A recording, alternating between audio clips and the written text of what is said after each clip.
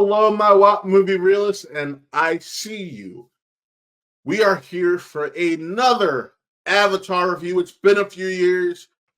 We didn't have to wait over a decade this time. And we are finally going back to the world of Pandora and Avatar, Fire and Ash, the third installment, and hopefully not the last, in the Avatar saga by director James Cameron. And I am so thrilled to talk to you guys about this film. And honestly, if you throw in my experience of how I watched this film, you'd think I didn't like it. I'll be honest.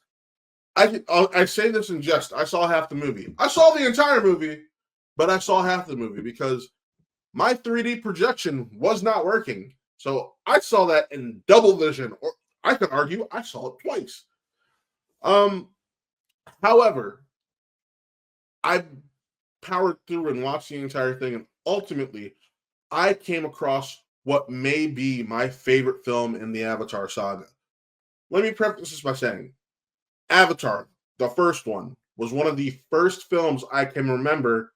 Actually, it might be the second film because I did see Matrix Revolutions in theaters at midnight with my dad. But I did see Avatar, the first one, at midnight with my father at my local cinema. And I just fell in love with the world. Everyone knows the 3D technology James Cameron uses is absolutely stunning and spectacular. And I just had a ton of fun with it. And then we got to the second film, Way of Water. Blew the first film out of the water. First one's Ferngully. I can admit it as a fan of the series, but Way of Water just absolutely reset my expectations for this series. And now with Fire and Ash, I think we have a film that perfectly unites films 1 and 2 and kind of mirrors certain storylines for other characters, whether they be Quaritch or Neytiri or Jake or their kids. And that's something I feel like is interesting in this because this literally takes place almost immediately after Way of Water. We're picking up with the brothers. You have Natam, and why am I forgetting my boy's name? Oh, that's going to kill me because I absolutely love the other brother, the one who lived, and although at times I thought he should have died. Either way, you have the Sully boys, and it starts off with them spending time with one another in the afterlife, and just asking how I died. Was it quick? This, that, and the other. And about how ultimately he died saving family. And that's what Dad respects and would have wanted. Loak. Oh my God. If I was in a trivia match, I'd be pissed with myself. But you have Natam and Loak spending time with one another. And then ultimately we find out in that moment that Loak is now our narrator. Yes, you heard me correctly. Loak is now our narrator. So instead of seeing this story through Jake Sully's eyes, we are now watching them through the eyes of his son. Cause for concern for some fans? Maybe. I'm not going to say. But it now gives you a new perspective of someone who is dealing with having to bear the brunt of feeling like he's at fault for everything, that his family is always at odds because of him, and trying to grow from what happened in the last film and come into his own, which James Cameron does spectacularly with the Loak character. And I mean to a fucking T, that will hopefully speak out to younger generations as they watch this film.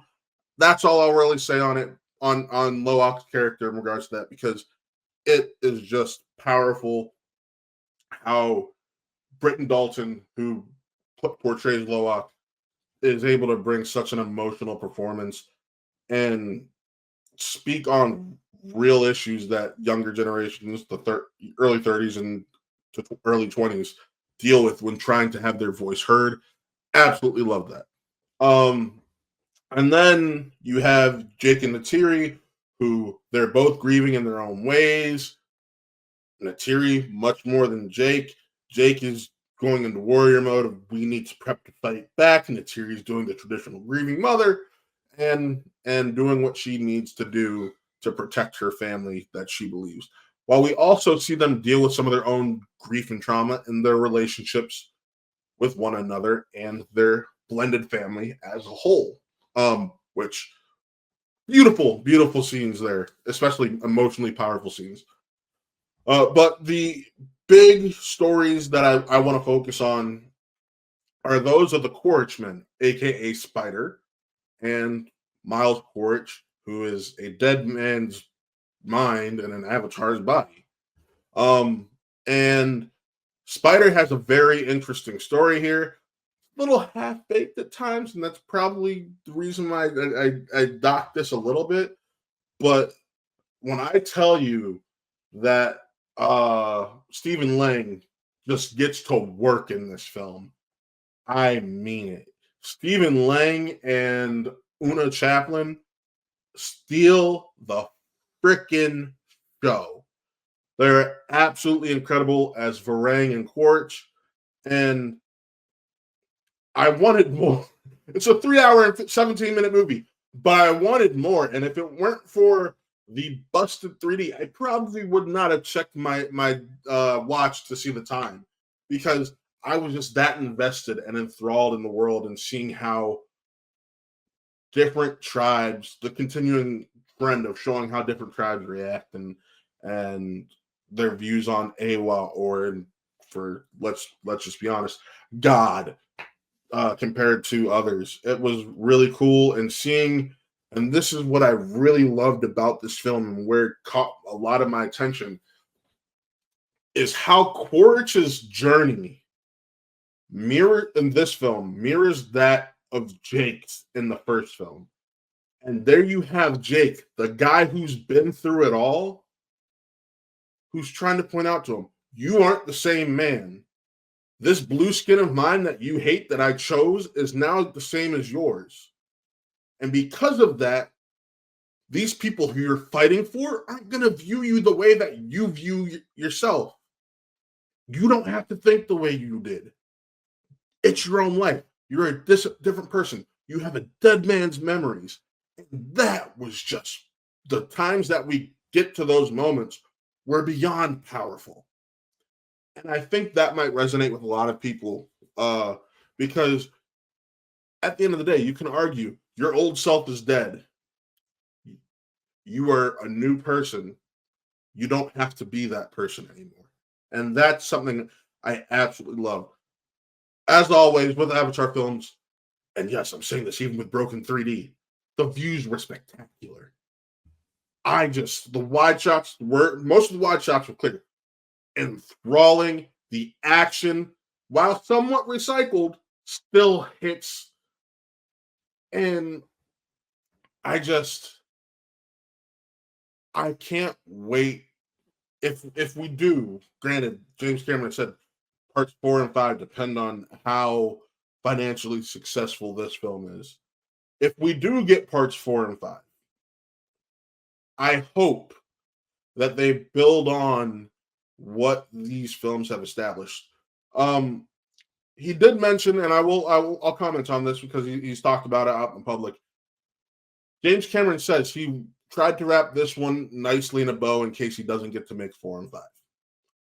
He does it to the best of his ability while leaving, although he said one strand, I say there's probably 2 or 3 strands of plot that aren't picked up on, and he said if he doesn't get to make 4 and 5, he'll write a book one day and they'll finish the story.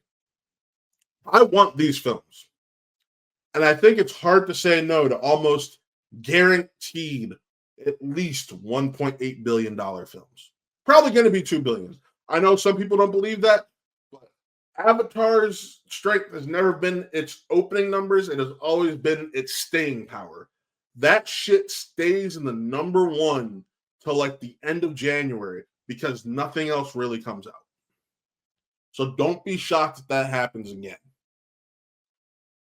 With that being said, though, if I'm going to give this film a rating, personally, it's 4.5 out of 5. It's my favorite in the series.